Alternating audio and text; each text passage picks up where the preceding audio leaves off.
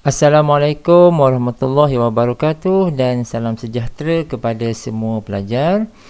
Kita akan masuk kepada satu subtopik iaitu application of integration. Okay, so kita akan mulakan dengan bahagian ini dulu ya, iaitu mengira luas di bawah graf. Ya, find the area under a curve.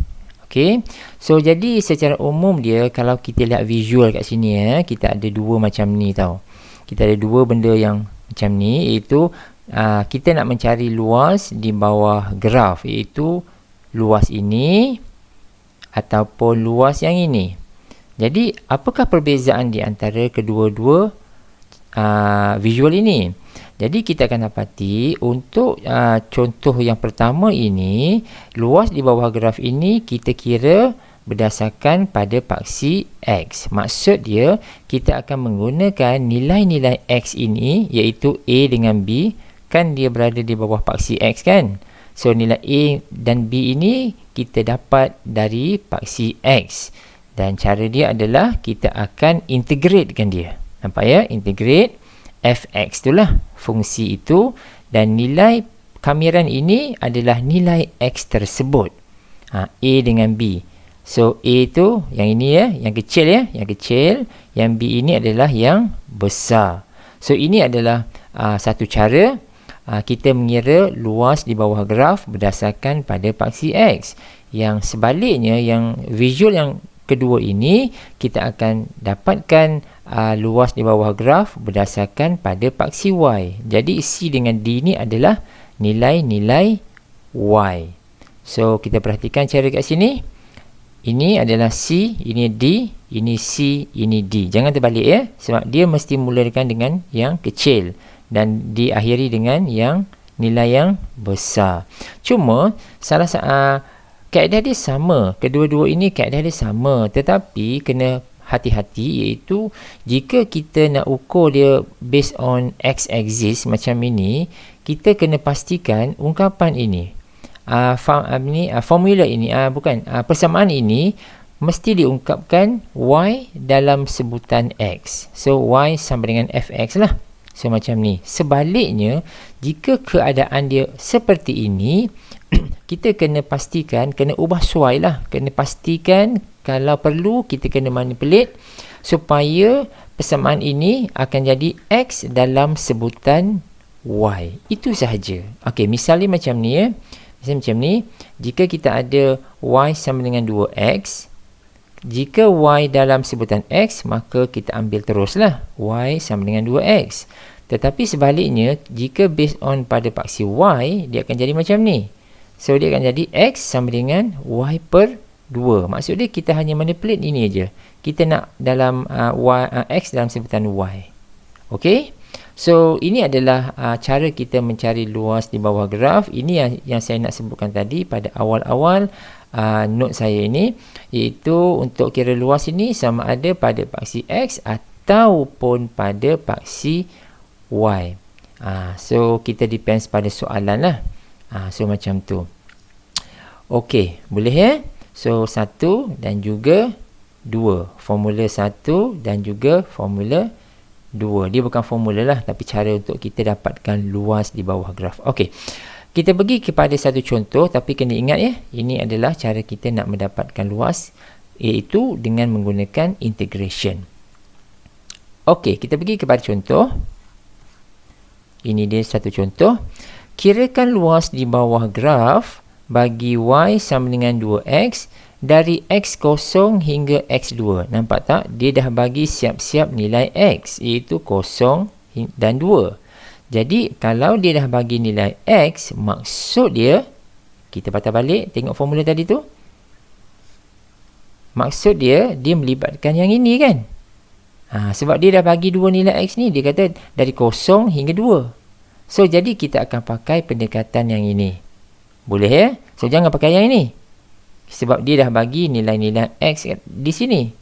Jadi, kita akan pakai yang inilah, rumus yang ini. Jadi, dengan menggunakan pakai rumus yang ini, kita pergi kepada soalan. Ini adalah visual dia. y sama dengan 2x adalah satu garis lurus dan luas dia adalah di antara 0,2 lah, sebab soalan ini diberi macam ni, 0 hingga 2 kan. Ini adalah visual dia. Jadi luas inilah yang kita nak carikan. Apa yang perlu kita buat adalah kita integratekan sahaja yang ini. So ini adalah solution dia, iaitu 0,2. Lepas tu dia mesti y dalam sebutan x kan. So ini betul lah ni lah. So 2x dan dia mesti dx. Dia mesti dx dan ini mesti dalam sebutan x. Jadi ini kena betul ya. Ini perlu betul, dan once ini dah betul, maka proses untuk evaluate kamiran tersebut adalah seperti biasa, seperti yang kita nampak kat sini. Kita buat proses ini seperti biasa dan masukkan nilai 02 ini. Ini terbalik, 02 ini berada dekat sini, 0 ini 2 dekat mana dia? 2 dekat sini. Okey, 2 dekat sini.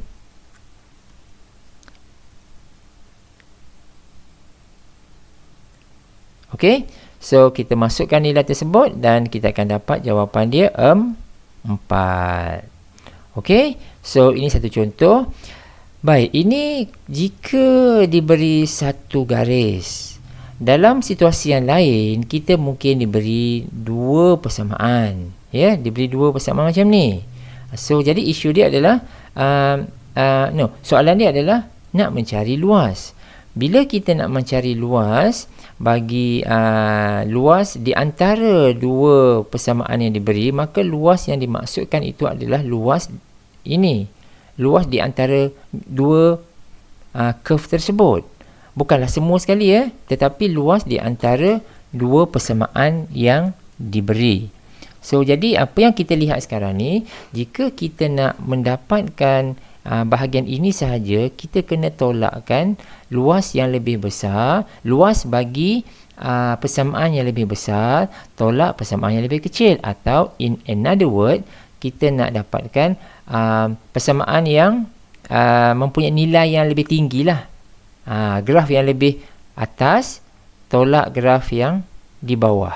So, kalau lihat kepada visual yang ini, maka graf yang atas adalah graf fx, betul? Graf yang di bawah adalah graf gx. Jadi, kita akan tolakkan dia. Fx tolak gx. Atas tolak bawah. Besar tolak kecil. So, macam tu. Okey, kalau dalam satu-satu soalan kita boleh boleh sketching the graph, maka dengan senang kita tahu yang mana satu nak tolak yang mana satu. Misalnya kalau kita boleh sketching kedua-dua graf tersebut, maka dengan mudah kita tahu dah fx mesti tolak dengan gx sebab atas tolak bawah. Tetapi dari segi matematiknya, jika kita tak pandai untuk sketching the graph, cara yang kita boleh buat untuk identify yang mana satu graf lebih besar compare dengan yang mana satu compare dengan graf yang satu lagi adalah kita masukkan nilai. Kita masukkan nilai. Maksud dia kita kena tahu dululah. Kena tahu dulu nilai-nilai x ini. Katakan ini 1, ini 5 katakan, 1 dan 5. Jadi di antara nilai 1 dengan 5 ni, kita ambil satu nilai contoh, katakan 3. X sama dengan 3. Kita masukkan x sama dengan 3 tu ke dalam fx ini. Gantikan fx ini dengan 3. Gantikan gx ini dengan 3. Kita lihat yang mana satu lebih besar. Yang mana satu memberikan nilai y yang lebih tinggi, yang lebih besar lah. So, yang besar tu akan tolak yang kecil. Boleh? Itu kalau kita nak kira manual lah. Kalau kita tak nak sketching, maka kita boleh buat sedikit pengiraan. Masukkan beberapa nilai. Tapi kena pastikan nilai tersebut mesti di antara selang X yang diberi tu. Tak boleh ambil sebarang X. Itu salah. Kena ambil X pada selang yang diberi itu. So, jadi dalam kes ini, yang ni faham ya? Fx lebih besar ataupun sama dengan gx, maksud dia fx tu di sinilah lebih besar di atas dan gx tu lebih kecil di bawah. So macam tu lah, lebih kurang macam tu lah. Okey. Jadi kalau kita tahu ciri-ciri graf tersebut, maka kita boleh buat fx tolak gx. Jadi operasi kamiran seperti biasa. Okey, ini kalau pada paksi x. Macam mana dengan paksi y pula? Baik. Kalau paksi y, dia jadi macam ni. Cara yang sama juga, tetapi kali ini kita akan tolakkan apa ke apa? Apa dengan apa? Kita akan tolakkan graf yang sebelah kanan tolak graf di sebelah kiri. So, ini kanan, ini kiri. So, supposedly gy tolak fy. Nampak tak ni? gy tolak fy. Boleh. So, kalau kita boleh sketching lah. Tapi kalau kita tak boleh nak sketching, kita tak berapa cekap untuk sketching the graph, kita boleh dapat tahu juga yang mana satu perlu tolak yang mana satu dengan cara masukkan beberapa nilai. Masukkan satu nilai contoh. So, jadi tapi nilai contoh tersebut mesti berada di antara C dengan D. Okey, misalnya C ini 1, D ini 7. Contoh je, ya, 1, 7. Jadi kita boleh ambil Y sama dengan katakan 5. Y sama dengan 5. Masukkan ke dalam fungsi ini, fy. Masukkan ke dalam fungsi gy. Masukkan 5 tadi tu ke dalam fungsi ini. Kita nak lihat nilai x ni berapa. So, kalau nilai x yang lebih besar, maknanya nilai x itu berada di sebelah kanan. Nilai x yang lebih kecil berada di sebelah kiri. So, jadi macam biasa, kena besar tolak kecil kan. So, sebab itu kita ada yang ini. Ya, besar, ini kecil, maka gx kena tolak dengan gy tolak dengan fy. Sebab tu kita ada inilah. Okey. So, saya dah tunjukkan jika dia melibatkan dua graf, kita pergi kepada satu contoh dekat sini. Soalan dia mudah saja, iaitu calculate the area, cari luas, kira luas between the graph y sama dengan x kuasa 2 dan juga y sama dengan x. Okey. So, jadi dalam kes ini saya tunjukkan visual dia. Ya, how we sketch fungsi kuadratik yang ini y sama dengan x kuasa 2 dan juga garis lurus. So, jadi ini adalah visual dia. Okey, pertama sekali kita tahu ya, yang saya gerakkan mouse ni, ini adalah garis lurus, iaitu y sama dengan x. Yang curve ni, graf senyum kan, graf senyum kuadratik ini adalah y sama dengan x kuasa 2. Okey, in this portion, kalau in between 01 ni, cuba tengok graf yang mana satu ya. Graf dia ini tau, yang ini satu graf, lepas tu graf ini. Okey, graf mana yang atas, graf mana yang bawah? Jelas yang ini adalah graf yang atas, yang ini graf bawah kan. So, jadi mana tolak mana sekarang? Cuba lihat. Yang atas, ini yang bawah. So, yang atas tolak bawah kan. So, mana atas? Ini adalah atas. X, yang bawah adalah x kuasa 2. Okey. Jadi, dalam kes ini, maka cara dia adalah yang ini. Nampak tak? Boleh. So, x tolak x kuasa 2.